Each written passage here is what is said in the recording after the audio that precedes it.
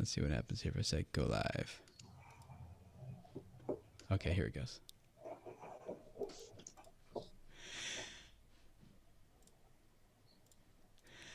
Hello creators, how are you guys? It's great to hang out with you again for another Video Creators Podcast episode and live stream. This has been a really exciting time for me to work through the past 8 weeks with some creators I want to introduce to you. Some creators that have become friends of mine over the past 8 weeks as we have worked through this process called Video Labs, which is our advanced YouTube growth course. And it's just been so fun to see how a lot of these creators have grown through it. We limited it to 20 people, so 20 people went through it, but we have 6 of them here with us here today, and they want to share with you some of their best advice, some of their best tips, some of their best ideas for how to continue to build momentum and grow your own YouTube channel. And one of my favorite parts about this is at the end of this live stream, the end of this podcast, they will be taking some live questions from those of you who are here in the audience, and I love just kind of throwing them into it because it's going to be a great opportunity to see how they actually learned how to think and how they actually learned how to actually process through questions that maybe they haven't thought of before and come to the right answers, come to the right conclusions, and be able to figure out what's the best step forward, the best strategy for how to continue to move past through this roadblock or this thing that we're facing. And I've hopefully through these 8 weeks trained them how to do that with their channels, and now it's their test to see how they do it with yours. So ask your questions if you're here in the live stream. If you're here in what we affectionately call the podience, then it's great to have you guys here too, and it'll be fun to learn from these creators and hear what they're doing. I wrote down, those of you guys who are here from Video Labs, who are here in the call with me, I wrote down some of the results that you guys said that you were experiencing through Video Labs. So we have Fifi here. You'll hear from her in a second, Fifi Finance. It was only like 2 weeks into Video Labs, and you said your views jumped up by 48%. You shared that screenshot, which was amazing to see. Blake is here as well, and he took the structure that we use for teaching people how to craft better videos and tell better stories. He applied it to a webinar, and Blake, I remember you jumped into our private group and you're like, I sold 77 copies of my product within 10 minutes, which is so fun. Karen's not here, but she improved her audience retention to an average of 70% on her new videos that she was working on, which is amazing. I know some of us would be happy, even myself included, to be honest, on some of my videos, to be at like 50%, but she was regularly getting about 70% of the audience to watch the entire video. Martin's here. You'll hear from him from a little bit. He was getting around 40,000 views per video. Took some of that stuff that we were talking about and working through in Video Labs. And then I saw one of your videos, Martin. You published it within like about a week. It was pretty close to 250,000 views.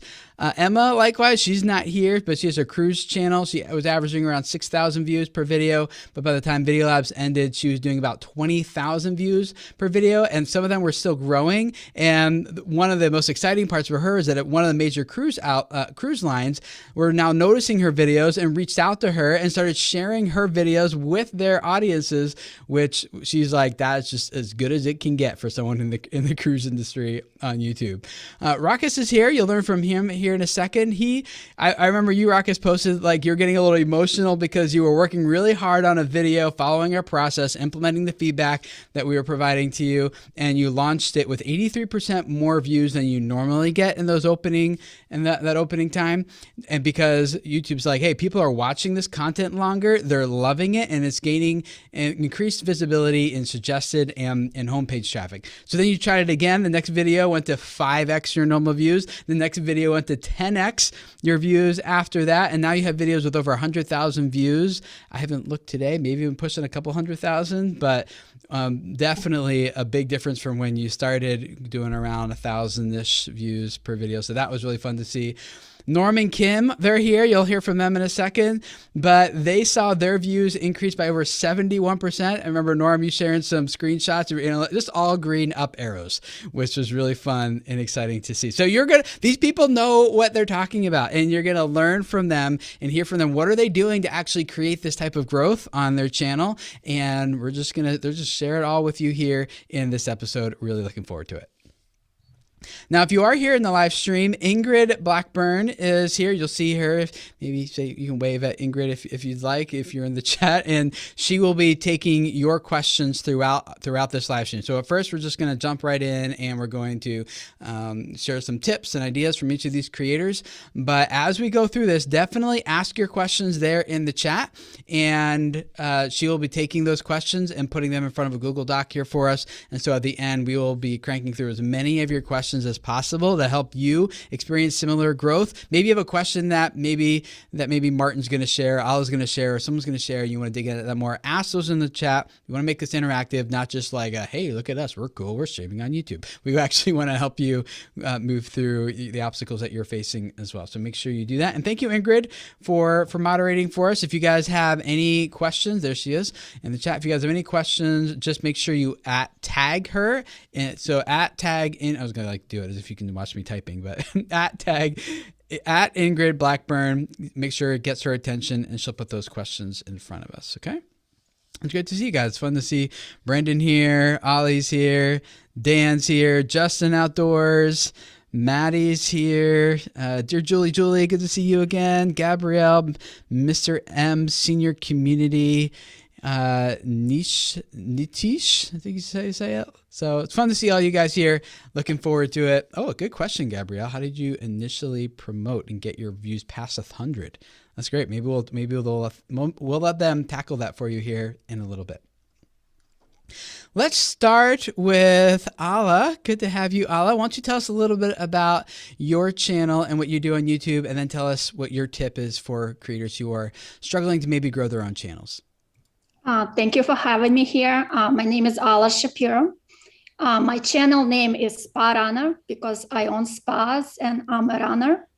The channel is dedicated to wellness and beauty, and I cover things such as skincare, body care, good food choices for health and wellness, and I have some running videos as well. I'm a breast cancer survivor, and I have changed my life after being diagnosed. So I would like to share my knowledge and experience with other women so they stay healthy, energetic, and beautiful. That's awesome. Great. And you do all that on your channel. That sounds like an amazing channel.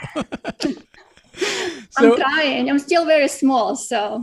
Oh, no. Well, everyone starts at 0. It's great to have you. So, yeah, tell us. And by the way, you can find all links to all their channels down the show notes of this podcast episode, down the description. So if you like what they're hearing, you want to check them out, make sure you go click that link, and you can go follow along with their journey from here. But, yeah, so tell us about what advice do you have for a YouTube creator who's trying to grow and move forward with their channel? So I recently discovered Shorts. Shorts is a new format YouTube allows us to do. Basically, for those who don't know, it's a video that is vertical, under 1 minute long, and it doesn't require a Shorts tag, but I put it anyways, just so YouTube sees it, that it's Shorts. I had really good results for me. Like I can't compete with any of these guys who are who were in my class. I still get very, very excited when I get over 200 views or a subscriber a day. I get really excited when that happens. But with the Shorts, I only released 3, and I've seen really, really good results. My first video I released, I got 600 views immediately. Next day, 2 subscribers. Next video I released 2,300 views, and I'm like watching that graph, and it's inching up and up and up, over 1,000 views an hour. I'm like, oh my God, this is amazing. Never happened to me. 10 subscribers from that video, and my last one flopped for some reason, but you know, I'm going to continue doing it. Another thing that I really like about Shorts is that when you're really, really busy and you don't have time to make a full 10 minutes, 15 minutes video, you can just do a Shorts. It's easy to make, and you keep that momentum going. I've been really busy opening my next business right now, so I haven't had time to concentrate on making videos, but I keep doing these Shorts, and it works really, really good. Highly recommend. That's awesome. Do you have any tips for someone who hasn't ever made a short before, and they're like, I don't even know, like, is it a different format? Not in terms of video structure, but how do you format the process and the flow of the content or anything? Or is it just make it short and sweet and post it? Or any other advice you have for them? So I actually do have advice, because the very, very short video that I created, I didn't make it right. So if you're using iMovie and you transfer your short vertically made movie on your phone into iMovie and then transfer it back to YouTube, it's not shorts. I found out. Okay. So I had to search YouTube for the answer, and YouTube has everything. You can find answer for everything. So this is what you do. You create your movie in iMovie. Then what you have to do, you have to rotate it 90 degrees. You have to export out of iMovie. You have to open it in a QuickTime app, rotate it back, and then put it on YouTube. And that's the way to go. At least that's the way I found how to do. I couldn't figure it out any other way. So, well, yeah. I like it's simple. It's a vertical. Yeah. I like that you, so you just tackled the problem. Well, that's what YouTube is about, learning every day. Yeah, good for you. Yeah, so if you guys have any questions for shorts for her, you can ask those in the chat, and maybe we'll come back to those here in a little bit. Thank you, Alla. It's great to hang out with you for Video Labs. Rusis, tell us about your channel, what you do on YouTube. So my channel is called Martial Arts Journey, and it's a documentation of my own process as I moved from traditional martial arts to mixed martial arts, which is a big thing. It's kind of an identity shift. And so basically my channel is all about inspiring traditional martial artists to question their practices and to support them as they move through their martial arts journey, changing martial arts and rediscovering their identity through this practice.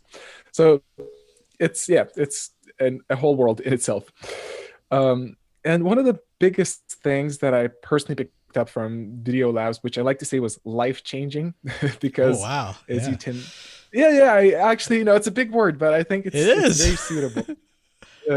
And you mentioned that word, I got emotional, and that was true because for about a year, I was burnt out from my channel and I wasn't sure what I'm doing with it anymore. I felt like I have nothing more to say. So I tried to create a second channel, but that didn't roll out well. But then I went through the course, and there's so many things I discovered, but one of the things was the importance of telling stories. And stories I always respected stories, always liked telling stories, but then I didn't realize just how significant they are until, again, I went through the course. There was a lot of emphasis on stories, and I realized, okay, I used to tell stories already, so I see that they're good, but then you've provided with a proven structure, so I didn't have to reinvent the bicycle every time per se, but I had the structure. I just thought about my stories. How can I shape it based on that structure? And then that's how I released those videos, which really picked up, got very good watch time, and became very watchable videos and very popular videos. And that helped me rediscover my passion to tell stories. I realized just how many good stories I still can tell. But before, when I didn't have any structure to rely on, I felt like kind of lost and confused, not sure what to do with them. But once I got those structures, now it's just so clear. That's how I can say it. I know it's going to be efficient. So now I have motivation because I know that people will watch those stories. Just kind of everything started to roll.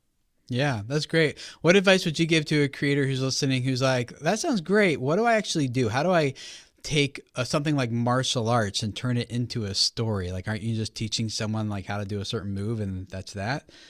You have any advice for someone who might feel stuck? Right.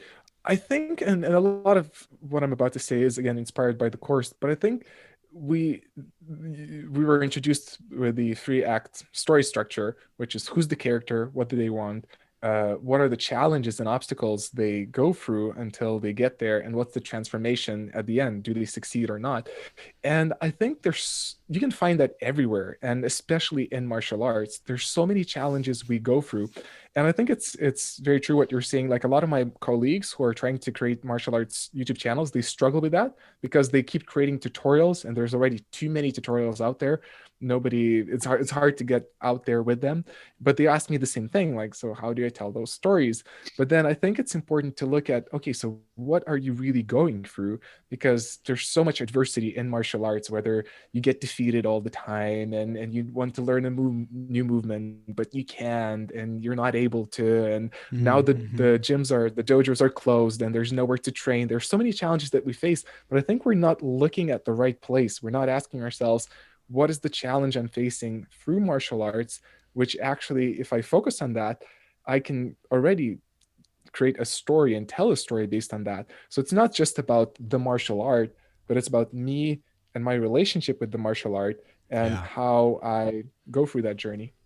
That's great. Yeah. I love that you've taken it from being not just about here's how you do the thing and how you do the move, but you've taken that and you're like, this is what my experience is like. And you start getting more emotional and human connection with you, and they're rooting for you. And by doing that, it's helping them not just get good information, but also feel something, us connecting with the audience on an emotional level, which makes them much more likely to want to watch longer and subscribe and grow the channel overall. So that's great. If you guys want to check out his channel for examples of how he's doing that, there's a link to it down below in this live stream or in the show notes of the podcast episode if you're listening to it later. So it's good to hang out with you, Ruckus. And thanks for, I'm so excited to see where your channel goes. Norm and Kim, our resident RV couple. Tell us a little bit about your channel, what you guys are doing on YouTube. Sure. I'm Kim and this is Norm. And our channel is Mountain Beaches. We call ourselves part-time RVers and full-time adventurers. So, yep, our value into our YouTube channel is that some time ago we discovered that life is really short, and in our culture in the United States, we're taught to work really hard and work until that magical retirement age. And Kim and I both had some severe health scares along the way. And we realized we wanted to start doing what we wanted to do instead of what our boss told us we had to do. So we started figuring out ways to get out on the road in our RV. And then we just wanted to share that with our family and our friends and new friends. And so we developed a YouTube channel. We didn't have any idea what we were doing. No idea. There were so many people doing YouTube channels. How hard could it be, right? That's what we thought. And then we discovered it wasn't just a simple matter of putting a camera in front of you and building a huge channel. There were actually techniques. Right. And along with that, we found that when people started commenting, they weren't necessarily commenting on the places that we brought them to or the how-tos. They started commenting on our relationship. And I guess, we've been together forever, and that started to come through. And so we really, after we joined the YouTube, your video class, we started digging deeper into what our why is and why we are putting forth all of this effort, because it's a huge amount of effort to produce this. And it's because we want to share our experience as a couple, or even with our single followers, of that relationship that we have while we're out there exploring and adventuring. So I think one of the things that we learned first on how to do that a little bit better and how to get our video so that YouTube would actually show our videos was when you taught us about end screens. And we didn't understand that concept at all.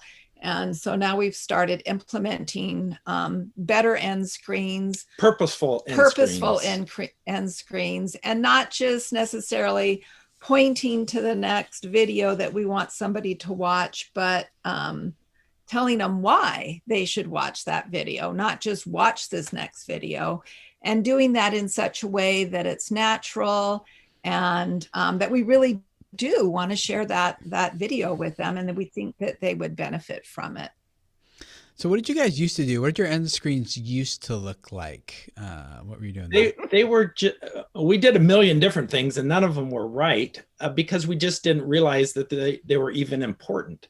And so we would try one thing, and then we'd throw something else up there, and we would just use some of the formats that YouTube put in front of us, put a couple of videos that haphazardly were thrown in there, and a subscribe. And then we realized that this was an opportunity for us to keep those viewers watching our content, or if not our content, somebody else's content, which was still good for us in the eyes of YouTube.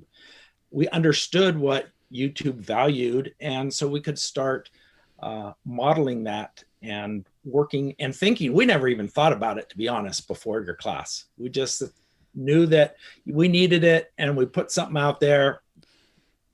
check the box. But we wouldn't actually ask our viewers or encourage our viewers to, go to the next video and see you at the next video kind of thing. There was never any of that kind of verbiage. It was just plopped up there. Kind of a funny anecdote is we accidentally did what you had recommended probably about a year ago. We had done that as just, I mentioned we did every video seemed like it was different. And somehow we just accidentally stumbled upon and we explained why the next video would be of value to the viewer. We pointed directly to it. And when we went back in class and started analyzing some of our previous videos and why some of our previous videos did well, we looked at that one video and I was like, oh, we did this specific technique that you taught us. We didn't realize it. And we had huge results from that. And we never recognized it until later. But once we started following that model, we've seen some great growth just from that one technique. And so you guys are saying the model being like, don't just kind of slap an end screen onto the end and be like, okay, that's it. See you guys later. Bye-bye. Instead, It's like, no, not see you later. We're going to keep hanging out. We're going to like, here's another video. You're giving a pitch for it. You're pointing to it and intentionally trying to craft that viewing session for someone to watch, not just the video they're on, but going to the next video. Is that essentially what you're saying? That is exactly right. But then also one step even before that, we were always telling our viewers that our video was over. And, we'd be like, well, thanks for watching. And we'd start wrapping it up and we would lose the viewers right then. Yeah. They never even got to the end screen. And so we now realize that that's a mistake and we don't do that. We at least get them to the end screen or a much better percentage than we ever have before. And now we can direct them on. Yeah. So none of that like, hey, hope this was helpful. Let me know what you think. Comment down below. Subscribe. That's all I got for you guys today. Like any of that, those signals are just, you may say, that's all gone. Yeah, leave my video, may now safely abandon it. No additional value is coming. And so you cut that out and now people are like, what? It's over? I kind of wanted to keep watching. You're like, exactly. Click right here and let's keep going. Yeah. And that extending that viewing session is so important because YouTube search and discovery systems, the algorithm really wants to know what videos keep people on YouTube longer. And so if you can craft your video to keep someone on YouTube longer like that, it looks very, very good to YouTube in terms and really makes a big impact on where they're going to surface and promote your video across the platform. So congrats to you guys on the growth that you're having on your channel, and especially as RVers. I know you guys have lots of fun stories and adventures to share. And if you guys are listening to this, you want to follow them, link to their channel down below as well in the show notes, and you can follow along with their journey as they travel. Currently in Arizona, so I don't know if I'm allowed to say that or not, but there they are. Fifi, let's go to the other side of the Atlantic Ocean. Tell us about your channel. Hi, I'm Fifi. We started my channel about several months ago, and it's called Fifi Finance, based here in the UK in London. And my husband Carl helps me run the channel and stay on top of things. My background generally, I'm a scientist. I have a technical background. I've got a PhD in nanotechnologies. I've always been working in the city as a consultant. And then suddenly, not really suddenly, but then I had two toddlers under 2 years. So I got really busy really quickly, and being on maternity leave, you kind of get a chance to reassess your life goals and what you really want from your life. Because before that, both of us, I think we could call ourselves workaholics. We were always on one project after the other, full-time jobs, hustling on the side, making that extra income, investing. So that's where my channel kind of started off from. And it's all about investing and how to invest as a mum, better financial decisions for your children. And that was several months ago. And doing this Video Labs course has really opened our eyes. And we tried to do all the best practices beforehand. And then we were worrying about why aren't we getting views? Why are people abandoning our video? I really believed in the content. It was all through passion, and it still is. But this course has really helped us direct sort of our minds into how to actually pull those slight strings and make small changes that have a huge impact on our and growing channel at the moment.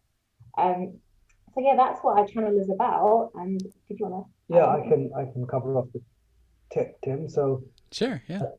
so I think from our perspective, we started to understand more that there's a proven and kind of systematic way of growing the channel. So there's one thing just pumping out content, and we still to this day still try and publish a video every other day.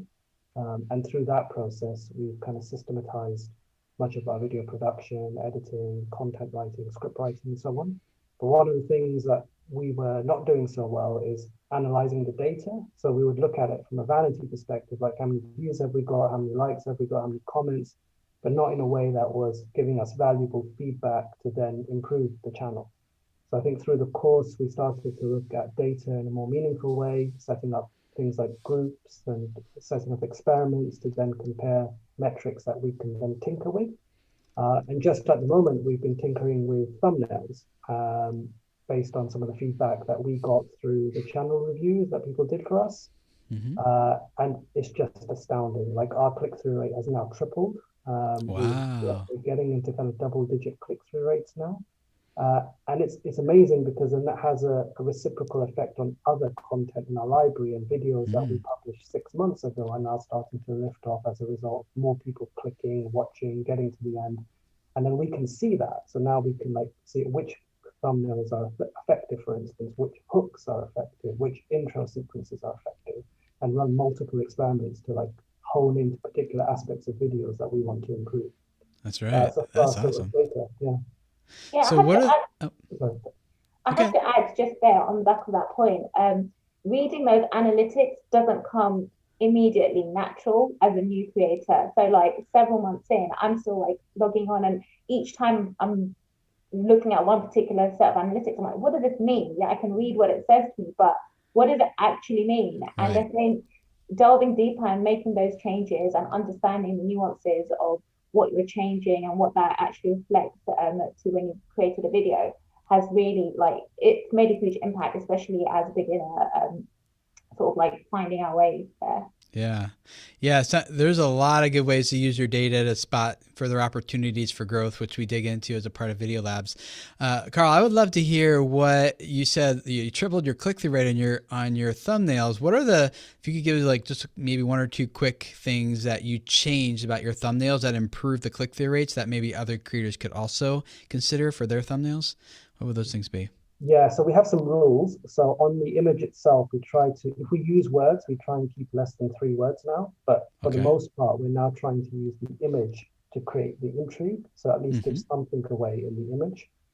Then the title, we keep it less than 70 characters, because that's, I think, all that shows. And that teases out more from the thumbnail. And then when we start the video, to stop abandonment, we make sure that the intrigue and suspense we've created through the thumbnail and title is then delivered through the first opening seconds.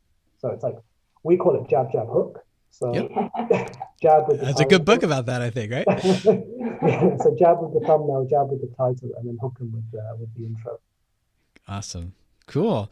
And if you guys feel like you want to check out her videos on finance and mortgages and everything, especially if you're like me and all that stuff is like kind of over your head a little bit, definitely go check out Fifi's channel down there below, and you will learn a ton from them. So it's been fun hanging out with you guys for the past 8 weeks. So thanks for being here. Martin, tell us a little bit about your channel and what you do on YouTube. Yeah, well, my family and I, we're discovering a life with more freedom and more self-reliance as we're building an off-grid homestead from scratch in North Idaho. Oh, wow. We moved to our property and it was just forest. We pitched our tents, started chopping down trees, and started building our cabin there, just a little while ago. And it's been a great adventure for the family. A lot of things that the kids are getting to learn through the experience, but through that, we get to share kind of the struggles and tips that other people who are looking for a life of more freedom and more self-reliance that they can follow and be inspired by. That's awesome. Yeah, and you've seen some really good growth on that. You have a really good natural story that you were telling beforehand.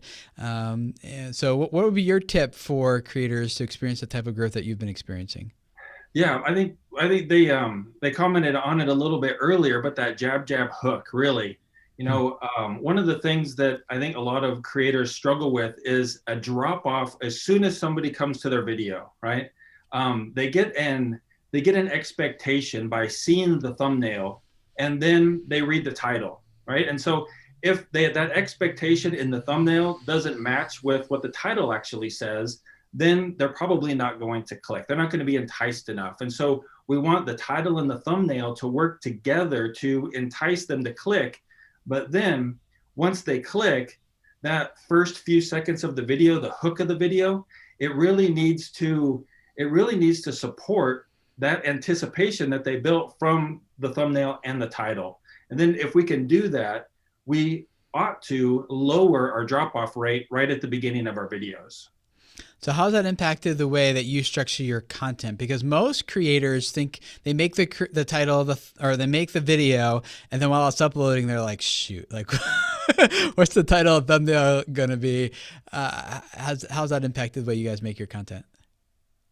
Yeah, I mean, that is a really hard habit to break. We have over 1,000 videos on our channel, and that was what we did, right? We would upload it and be thinking, okay, what is the title? What's the thumbnail going to be? And we'd scroll through the video and try to find a screenshot, that we thought, okay, that might be interesting.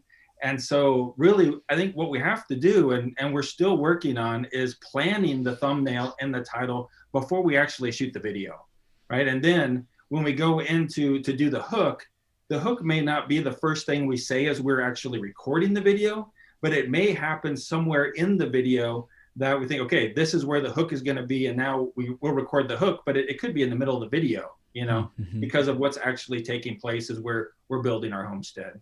Yeah. I love that you're intentionally, kind of like we've been saying already, is you're crafting that viewing journey, that viewing session, as opposed to like, I made an awesome video, you need to watch it. You're considering, here's what's going to bring them into the video. Here's what's going to hold their attention. Here's what's going to get them to start to feel something, start engaging with the content so they watch longer. And then like Kim and Norm were saying, here's at the end, here's what you're going to click and keep doing to keep going. And we're thinking about not just like an isolated piece of content that we're uploading, but we're thinking about the whole process so that it all works together seamlessly and smoothly for that viewer. And that's been great. So yeah, love it, Martin. Alderman Farms in chat said, you're speaking our language, Martin. How do we not know about you? Lots of exclamation points and question marks. We just subscribed and rung the bell. Looking forward to learning from you. So yeah, you're telling a really amazing story. And I know a lot of people could benefit from you. So we'll jump into this question right now, Martin. I know I'm getting a little ahead of myself. We'll hit the rest of your questions here in a second, but expats everywhere, specifically that's for you. Martin, how do you do that if you don't have B-roll to have a good visual hook? Like what if it's just like, it happened, but I didn't capture any footage of it? Like, what do you do then in that case? Wow. I mean, you could record it later, as in after you've already shot the video and you're going into editing, then you could be like, okay, well, I need to get back out there. I need to record. Maybe you even need to set it up as almost, fake. In other words, I mean, we've already built whatever it is we're going to build. So let's just pretend we're building it again and record that hook, Okay. Does that ever come across as like phony or fake or misleading, or you're like, no, we nail it every time? I hope it doesn't. Apparently it's working for you. Yeah. I think some people feel that way though, Martin. They're like, I feel like that's misleading. I feel like that's less than authentic for me to go. And I think what we're saying is, no, that's not. You're actually giving the viewer what they want, which is not as play-by-play of the events as they unfolded that you happen to record. What they really want is a good story that they can engage in. And if you go back and record some stuff, that's totally fine. If it makes for a better story, I think you're serving the audience better in that regard. Yeah, we have some friends that also have YouTube channels and are doing a similar thing as us. And one of the things that I often tell them is that we need to change our mindset in that we aren't building a home, we're creating videos, and we also build a home. You know what I mean? I mean, creating the video is the main thing, even though sometimes it feels like the project that we're working on is the main thing, it's really not. It's the video. That's right. Cool. Good to have you, Martin. You guys want to follow along his journey, the link down below in the show notes. You guys can tap it and go subscribe and follow along. We got Blake here, and then we're going to jump into your guys' question. Your guys', is that proper English? I don't know. We'll jump into everyone's questions here in just a second. There's good ones coming through. I'm looking forward to answering or having them answer for you. But before we jump into that, Blake, tell us about your channel and what you're doing on YouTube. Yeah, for sure. So I'm Blake Rusis with F64Academy.com.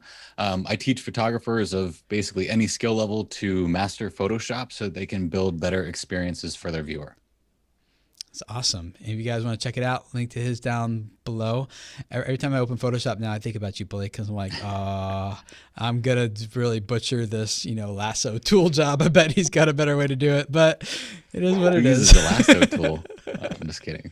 I know. Well, I tried using the pen tool now, but I always get the curves wrong and stuff. Yeah. So. Well, they made it so easy to select things now. As long as you're not using like the eraser or the paint bucket, we're good to go. Okay, I didn't mention those out loud, so we're good.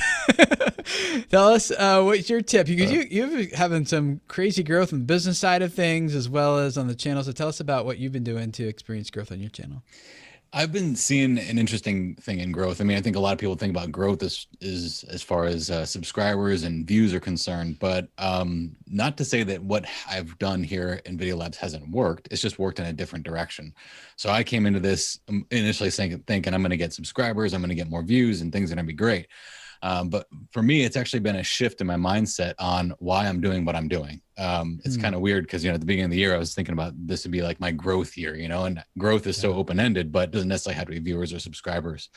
But what I came to, especially because I do a lot of stuff, not just on my YouTube channel, but also in my business and subscription side of things, is I found that there's a direct correlation between what our value proposition is that you've taught us to create and what the value that we actually deliver, and how that creates a connection with our viewer. And I've found over the course of the last 10 years of being in my business that connection with my viewer is ultimately going to be a lot more important than any subscribers or views or any potential growth that I'm going to see on my YouTube channel. So when you take all those things and you execute them successfully, it creates this awesome bond of trust. In my niche, it's kind of difficult to just put something out there and think it's going to work. So you got to stand out some way. And the way that I choose to stand out is just give as much as I can possibly give and make sure that value is incredible and don't hold any secrets back in any of my videos, whether someone's paying me for it or not. And just watching what happens as my channel grows and as my business grows, just in the act of giving. And it's been pretty incredible to watch that. So I've seen all that come to fruition through this. Yeah, I've heard it used to be ask and you will receive. And I think in today's economy is give and you will receive. It's like, how do I continue to serve people better and serve them the best of my ability and then see that come back to me in ways that I can monetize and capture value in other ways for sure. So when you say like you're just going to give, what does that look like for you on your channel, and maybe some principles that would help other people? Like, I'm already giving the best that I know how to give. How do I give any better than I am? What could that look like? Well, and that's also hard to separate too, because when you think about, well, if I give this, how do I have anything to monetize? But that's where I think when you, especially in the realm of the world that I'm in, where I have these videos on YouTube, but I also have courses on my channel, my subscription channel, it's completely separate. So how do I delineate what is free stuff and what is paid stuff? And I don't really think too heavy about that. I think that my YouTube videos are these one-offs, like, okay, I'm going to give a really good tip right here, and I'm going to make sure it's the most I can give, and I'm going to get as nerdy as possible. I mean, even sometimes I put these glasses on and like get real nerdy with Photoshop, and it looks great, but Those are nerdy glasses. They're like 1970s glasses, but I dig as deep as I can on a topic and pull up as much as I can, get to the, have you ever tried to kill a rose bush? It's impossible unless you get all the roots up. So I get to the bottom of the rose bush of the tip. It's like, okay, I'm not just going to give you the surface level like most people are giving on YouTube. I'm going to get as deep as I possibly can, and I'm going to get that root up as far deep down as it goes, so that when they leave that channel, they're like, oh my gosh, like I learned so much from this guy. I wonder what this paid stuff is going to do for me. And there I go even deeper. Yeah, that's very similarly to how I try to do it here at Video Creators. Is I tell people, like, I give pretty much everything away, and if you want to go consume 3,000 some videos and 1,000 some podcast episodes and things, you'll probably eventually hear everything that we've ever, well, definitely everything we've ever said. But what people, so to clarify, giving away your best ideas and your best content does not mean that you no longer have anything to sell. I think the thing you end up selling, at least I should speak for myself, is we're selling a process. We're like, so you don't have to watch 3,000 videos and 1,000 podcast episodes, and we're going to give you exactly the things you need. We're going to work on it with you. We're going to give you the process. We're going to give you the assignments that you should do. We're going to eliminate all the things that are a waste of time so that you just really you're going to do like 20% more work and see 80% more results is our goal. So that process is what, and the results are what people are actually paying for, not just new information, because they want to do information. Google is going to beat the pants off anything we do all day long, every day. So is that similarly how you think about it, or you think about it a little bit differently in terms of what you're selling versus what you're giving away? Yeah, I think about it very much the same way. Like, I show all these tips on YouTube, but they're just a random, thrown out there type of thing. And it's like, I could have 19 forks in my kitchen, but let's put them where they belong. So that's kind of what the for sale content does, where you kind of take all that stuff that you've taught over time and you put it into an actionable workflow that gives proven results, which is a whole lot different than just a really cool tip that you learned on Photoshop and YouTube. Yep. We're going to transition into, actually, let me say it like this. This is all edited for the podcast, so you guys in the live stream get the raw stuff, all my bloopers. Okay. We're going to jump into the Q&A section now, and I think it's really appropriate because we have a Photoshop tutorial channel here. So we're going to open the question about thumbnails. And if any of this is like, hey, how do I do this better? Go check out Blake's channel, link down in the description. Learn how to master that YouTube or that Photoshop so you can make the best thumbnails that stand out, get the highest click-through rates, and really engage your audience. But I have instructed the other creators here in the team, or in the call, in this live stream podcast, whatever we're gonna call it, to just jump in and over talk each other. So if that happens a little bit, we're just trying to reduce dead air for you. So Brainify, we'll jump into your question first. How do you guys know if your thumbnail is good enough? When I make thumbnails, I can never tell if it's good enough or not. Feels like never enough. How do you guys handle that, or what advice would you give to Brainify? I think for me, I've had a bit of a journey with my thumbnails. So starting off, I always wanted to be on brand and specific colors. There was a certain way that I felt like the thumbnails should look, and they would sit nicely within my channel so people could recognize them easily with my face on them. And I always thought, okay, I like the look of this. It looks quite catchy, it will go out. And then the click-through rate, it was decent enough, and it was pretty much the same with all the thumbnails. I didn't feel like, actually, it wasn't until I came to the course where I thought, actually, I need to change this up because the click-through rate can, of course, be higher. So for me, it was that journey. It was having that someone tell me, actually, why don't you try something else instead? Before, my thumbnails were very much animated, lots of clip art type images. And now it's just like real life scenarios, maybe an image of me in my living room or something like that. And then suddenly that seems to be what people like to see in your real life state. And for my channel, I think that's pretty much what's taken off, and that's exactly what's resulted in the 3 times greater click-through rate. And I think it's changing those few things and just experimenting, maybe doing it for 3 or 4 thumbnails and seeing how that change is reflected through the click-through rate, for example. And then you can make a sort of decision to say, actually, this really works for my thumbnails, and this is something I should try. Yeah. One thing that we learned from Ingrid, because she's the one who reviewed our channel, and we were looking at thumbnails, and she said, okay, close your eyes and now just open your eyes and see what you see first. Is it too cluttered? Is the thing that you see first what you're trying to communicate to your target audience? And I think for us, that really helped. We redid some of our thumbnails, posted them again, and then of course having the thumbnails and title be consistent and create that bit of curiosity of why would someone want to watch the video, curiosity. Okay, I'm going to click on this, and then I'm going to, I hope that our videos then deliver what they're clicking on. But that really helped us to close your eyes, open them up, and see if that, whatever it is what you want your target audience to be viewing. We call that the glance test, which is like you just, because literally when people are scrolling through their YouTube feed on their phones, it's going to be on in front of them for maybe a second, half second, 2 seconds, so really quick. And so will it pass the glance test? I know when it looks this full resolution on your computer monitor, you're editing a thumbnail 1080p, it looks perfect to you. But if someone has it really small on a mobile phone and swipes right past it in like will it be a thumb stopping thumbnail? And that's what we're looking for. So. A real life example to that is we did it on one of our thumbnails, and the very first thing we noticed was Kim's sweater. Well, that had nothing to do with the message that we were to deliver, and it was a big eye opener. Yeah, good, Blake. Yeah, so I think one of the ways that you know if it's working is if somebody comments and says your thumbnail really is oversaturated and doesn't carry the point. Well, it's like, wait, I got you to click on the video. So yeah, exactly. It worked. No one's ever accused me of that. That might be your audience there, Blake. You gotta be really careful with my audience. I know, like you did not rotoscope. That's After Effects. Lasso tool that well enough. Go ahead, Carl.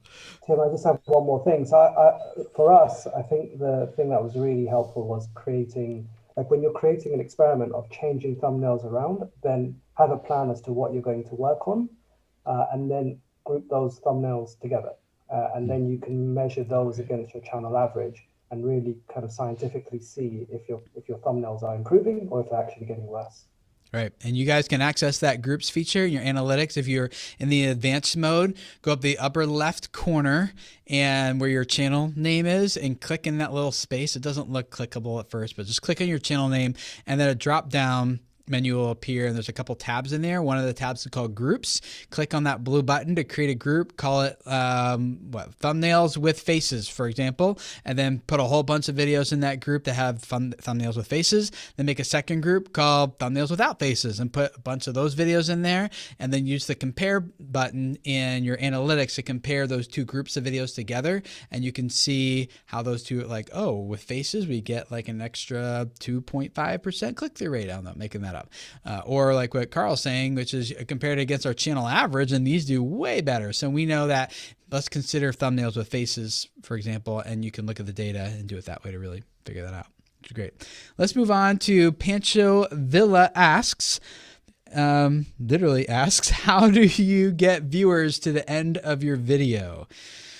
How does that happen? I had mentioned that in the chat, but it's a great question because we know we need to get them to the end screen, but how do you get them to the end screen? So one of the things that I learned actually in the 30 days to a better YouTube channel was how to rethink how I was doing my videos. So in the very beginning, I used to start my videos off with, hey, Blake Rusis here with F64 Academy. Today, I'm going to teach you how to do X, Y, Z. And I saw in my analytics that I had a 35% drop off in every single video when I started it off that way. So after looking at the analytics, 30 Days to a Better YouTube channel, I started, instead of saying, hey, I'm going to show my intro and then XYZ, I'd start off with, today XYZ is going to be on the plate and we're going to be going over boom, boom, boom, boom, boom, stick around, but and kind of keep it more engaging in the beginning. And I saw that instead of being 65% of people started watching my video after the first 30 seconds, 85%. So that's a direct correlation to the end screen, because those end screen videos would have a 33% drop off, right where at the 33% mark. So by getting those extra 20% at the beginning, it carried them through the end, which then got me above the 50% mark to get them to the end screen. So it's all about not just developing engaging content, but how you structure that engaging content. I'm an analytical nerd. I love spreadsheets. So I even went so far as to build myself a graph so that instead of building an intro, I kind of have my intro just kind of slowly go into my content, and then my content just slowly goes into my end screen. So the content, the intro and the end are never really a stopping point. Because I used to record my videos that way. It used to be, here's the intro. Okay, done. Here's the outro. Okay, done. Okay, here's the content in the middle. but you can't do that. If you want people to carry through the video, you got to have it seamless. Yeah. Interesting. And can they find any of your recent videos on your channel if they want an example of that? Yeah, definitely. The one I just did last week for sure. And then the one I'm putting out, I think tomorrow, is even better. So yeah, for sure. Cool. Any other input on how you get people to the end of your video? Well, I think one thing would be important would be to actually look at your audience retention and see if there's anything that you're doing in the video that causes people to drop off. Now, Tim, you always mentioned the example of someone that said module in a video. Yeah. And when that happens, people would leave the video. You know, there are things that we do that can annoy people. And just one more thing being, don't start using the closing language, you know, like you were talking earlier in the show about, you know, well, that's it, guys, or whatever. Don't use that before the end screen is actually there, you know. And so once that end screen is there, then we can start using closing language as we're trying to direct them to another video. Yep. Great. Another tip that, I was going to say another tip that I learned was when I learned how to be a public speaker, I was taught, tell them what you're going to tell them, then tell them, and then tell them what you told them. It doesn't work that way in YouTube because now you've told them the same thing basically 3 times. And if you repeat yourself in YouTube, you're guaranteed to lose people. So that's something to be very careful of. That was a problem that we had, or I had early on. And I felt like, well, it's an important topic, so I need to, you know, reinforce it many times. And viewers would just drop off. So watch for that when you're editing your videos. If you're repeating yourself, cut it out. That's a great point, because you have to be brutal on your editing. You have to toss that. You don't want to toss out the baby, but a lot of the bathwater's got to go. Yeah. So. Go ahead, Ruckus. Yeah. I just keep coming back to the importance of stories, and that's definitely what I picked up, that when there is a story, people are much more engaged. Although one of the mistakes I did in a few videos when I was telling stories, I would give the intrigue at the beginning, I would make the hook, and I would answer it too early, and then I would continue the story, but then I would directly see that the audience would start to drop off because they got what they came for. And that's where I chip in with Martin, where he said it's important to look at your stats and to see where people drop off. But eventually, stories do really carry, in my experience, the video all to the end. And also, another thing I picked up from you, Tim, is to always ask yourself, is this element adding value to the video, to what was promised? And if the answer is no, just be ruthless, cut it out, delete it. And one of the principles I told myself occasionally now is that if there's a side topic that I want to introduce in that video, I stop and ask myself, maybe it's better to just make a separate video for that side topic. Because again, I noticed in the graphs that if there's a side topic, people start to click off. So it's like a singular one story. And last thing, surprise ending. I really love that from you as well. It's like, make them stop at a moment, or like finish the story, but be sudden, and you're like, oh, the video is over, but I want more. And you're like, there you go, there's more. So that really helps as well. Yeah, they're like, why is it over? You're like, it doesn't have to be. Click and watch another one. Yeah, good stuff, guys. This is a question that we didn't talk about inside of Video Labs, and this will be one I want to see how you guys approach it and how you think. DK asks, YouTube seems to support new channels more than older channels. Is that true? Based on what you guys are... Oh, Carl's diving right in with the head nod, or shake rather, not the nod. Why do you say that, Carl? Because our growth has been slow and steady, and we tried so many things to get a kickstart in the beginning, and none of it worked. So for us, the things that worked was getting better at producing content, providing value consistently, and then if your channel deserves to be big and if your videos deserve to be surfaced, then YouTube will pick up on it. Might not pick up on it the week that you publish it, might be 1 month down the line, 2 months down the line, 6 months down the line, but the algorithm god is working behind the scenes, and once it finds an audience for your video, it will surface. Cool. Any other thoughts on that? Yeah, I wanted to add that as well. I have also direct experience because I had a fairly successful channel and I tried to start a new one and it was hell. But primarily it was hell because I thought it's just going to be an easy breathe and all of my viewers are going to go from my first channel to my second channel. But none of that happened. And I think primarily because I wasn't sure what's my value proposition, what my channel is about. The content was all over the place. And that reminds me of Mr. Beast's talk I recently watched where he said, the algorithm doesn't hate you. You're just making crappy content. It's like, that's as simple as that. It's so hard though, in a society where everyone gets a participation trophy and everyone's like, well, I worked really hard on this, and so that should be all that matters. Well, I'm sorry. Welcome to real life. It's not really, I feel like a really mean dad now, don't I? But that's, yeah, if I'm glad because I get that too, and other people do as well. It's like, man, you deserve more viewers. Like your videos are really good. Why don't you have more content? You deserve 1 million. I'm like, well, thank you. If it deserved 1 million, I'd have 1 million. I'm glad you feel that way, but it doesn't mean 1 million other people feel that way.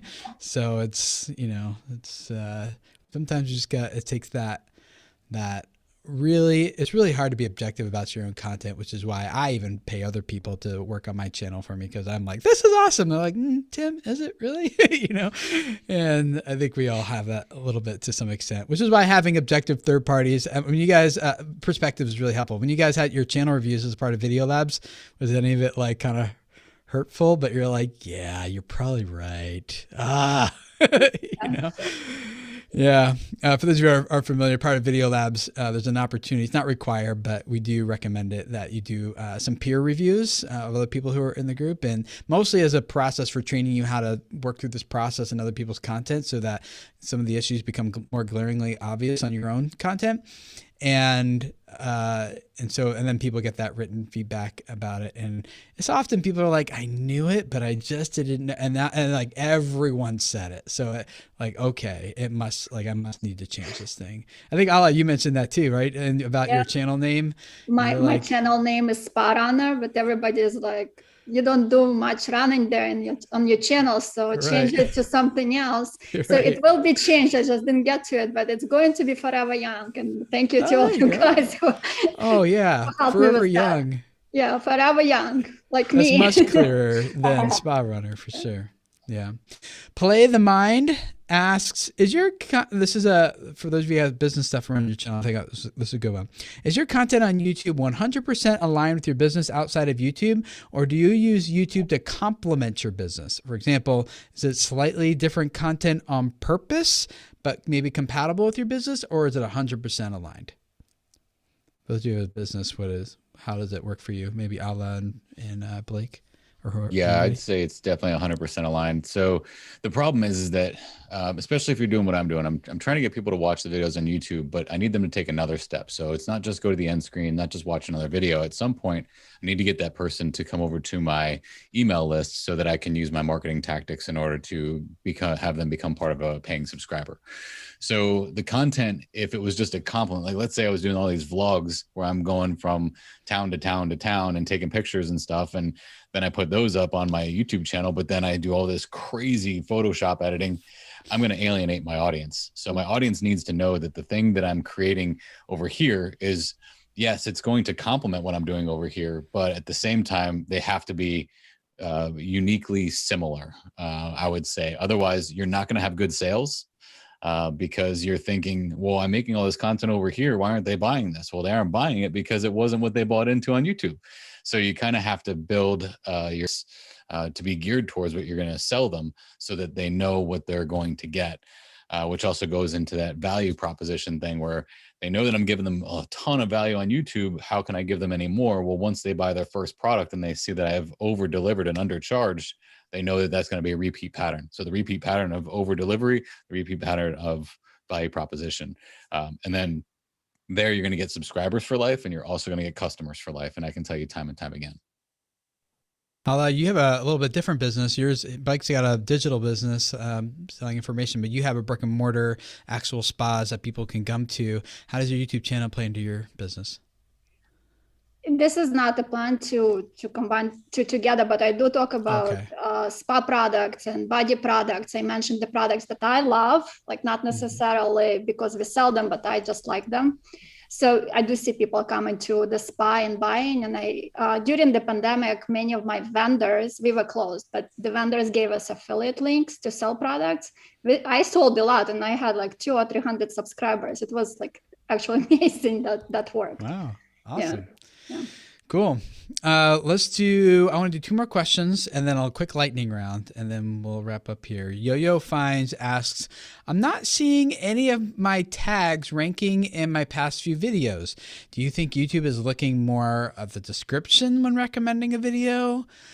This is your SEO time, guys. So we spent a few weeks talking about video ranking, how this YouTube algorithm works, how to rank on homepage and suggested, and search traffic stuff, and all that. So when you guys hear this question, how would you answer it for Yo-Yo Finds? I would say the brutal reality is YouTube does not care about your tags.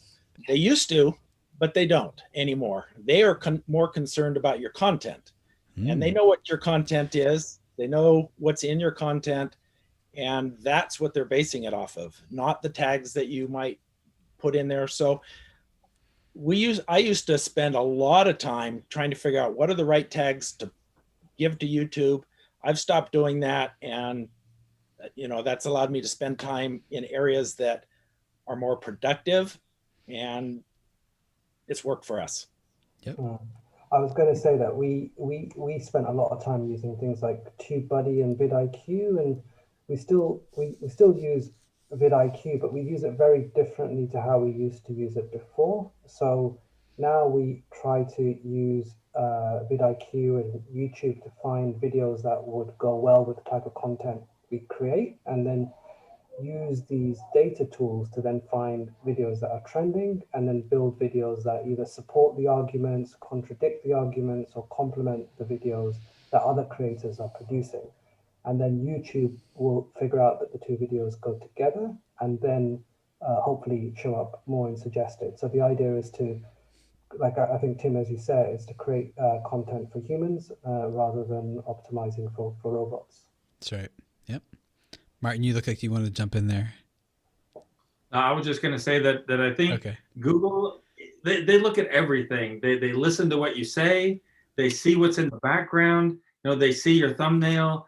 They see your description, and they know what your content's about. And if there's somebody out there that's looking for that specific thing, then chances are they'll find it. And the title and thumbnail becomes important to getting that person to understand what the value of the content is, so they actually click and watch it.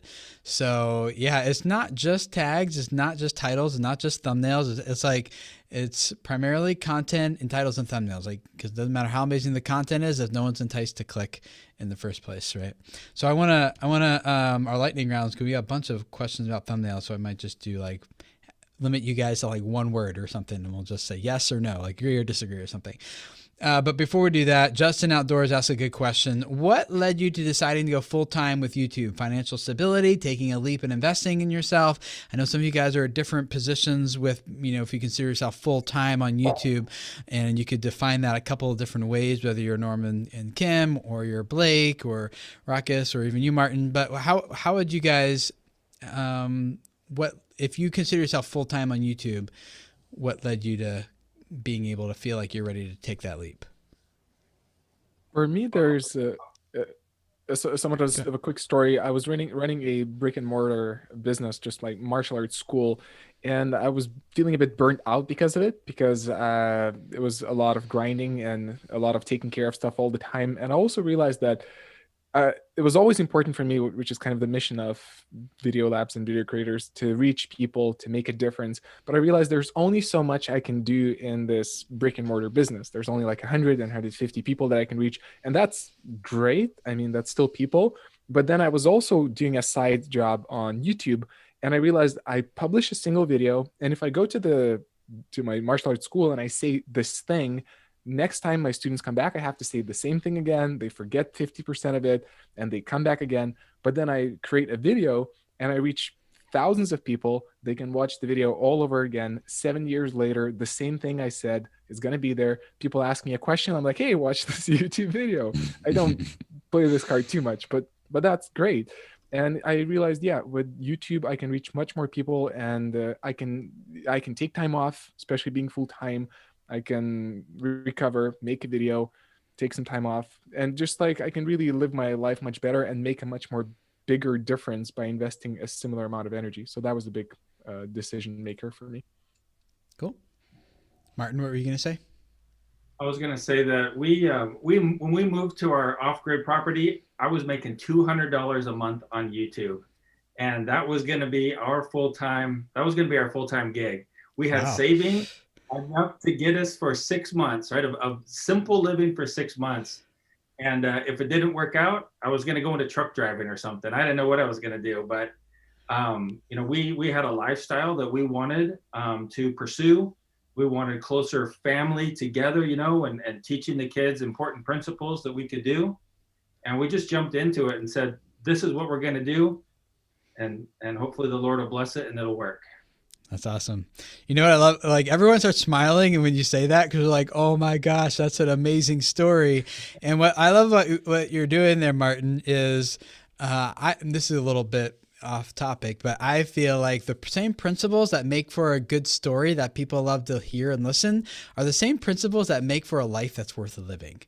And so you're just like going off the deep end there. You're like, everyone loves hearing that story. I actually have a quote on my wall right here. You can't see it. It's from Donald Miller in his book, A Million Miles in 1,000 Years.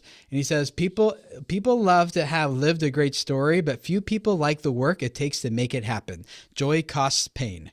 And that's like, we're going to summarize like all the stories. Like, the joy, the transformation has, you got to go through the pain. You just can't get the joy. Like, there's no shortcut to it. And so what you're saying is like that story, people love hearing it. Oh, wow. Good for you, Martin. I could never do that. Yes, you could.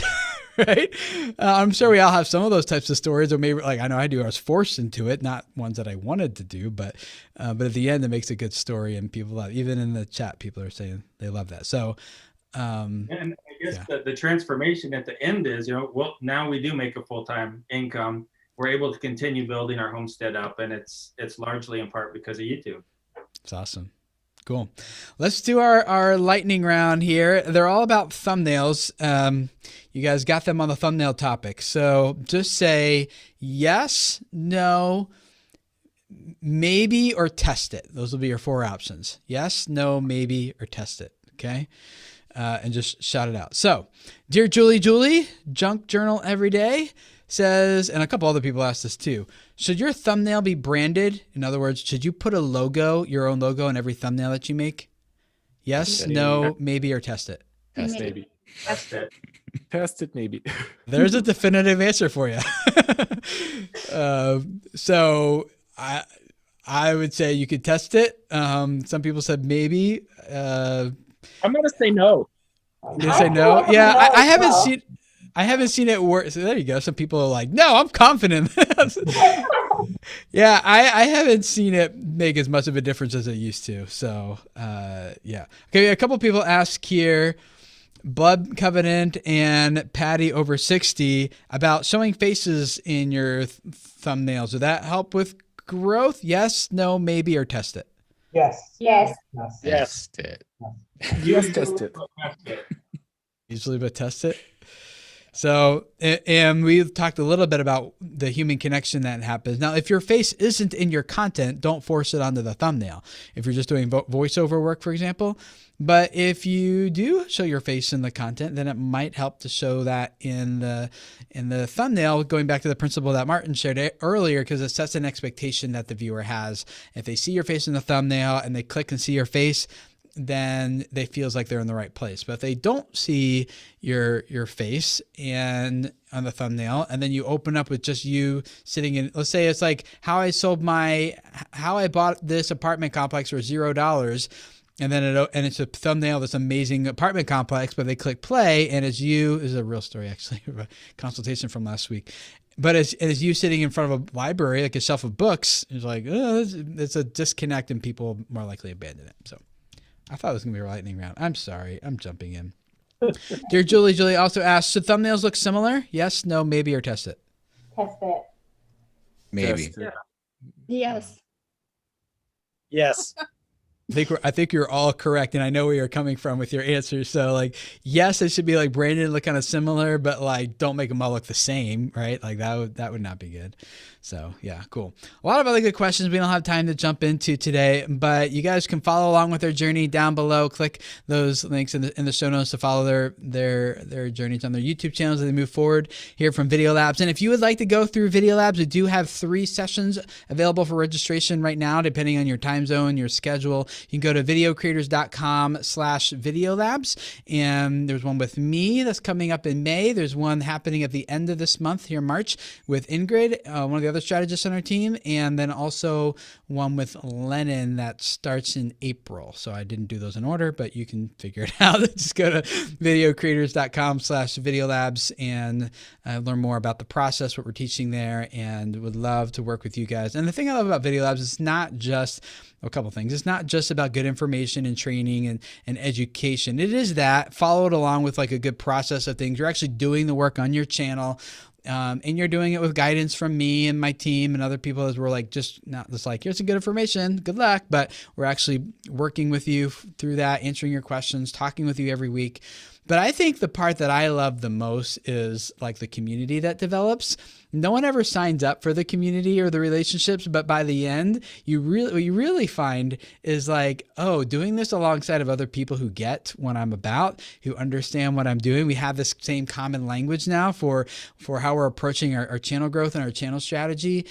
That's the part that I love the most. And when I say this is about reaching people and changing lives, I don't like just reaching people and changing lives. I like getting to know other people's lives. And it's hard to do that just here in a live stream or the podcast or the videos. And we can do that in one-on-one private consultations, but we get to spend 8 weeks together. That's when I feel like the relationships are born. That's when they're born. And what I love is, you can't see this on my wall either. I got lots of things on my wall, but our mission is to provide expertise and authentic relationships that equip creators to grow their audience and their business while changing more lives. That's like the full version of, and most people come to us for the expertise, but the part that I like that, but the part I really love is the authentic relationships. I don't really pitch that up front because if most people, like, if that was the pitch up front, no one would buy and then get introduced to the thing that they really need, which is those relationships. But I feel like I'm preaching a little bit. I get excited about this part, but I really do enjoy that. And I've really enjoyed hanging out with each of you guys here on this call, Martin, Blake, Ala, Kim and Norm, Ruckus, and Carl and Fifi. Like, I've really just loved digging into your channels and hearing the successes. When you guys post those screenshots of like, oh my gosh, like I'm getting emotional. I can't believe this is happening, you know, and I usually get 30,000. This one's pushing 250,000, you know, and like, I'm like, oh, I love it. Not just because of the results, like as if popularity is the goal here, but I love it because I know it's impacting you guys and like, and it helps our relationship grow too. So anyway, I just really love that part. That's my favorite part. So everyone else probably likes the good results, but I like the relationships. So yeah, if you're interested in joining us for the next one, videocreators.com/videolabs, link down below. And we will see you guys again next week with Lennon and Delana for another Video Creators podcast episode. See you guys then. Bye. Bye. Bye.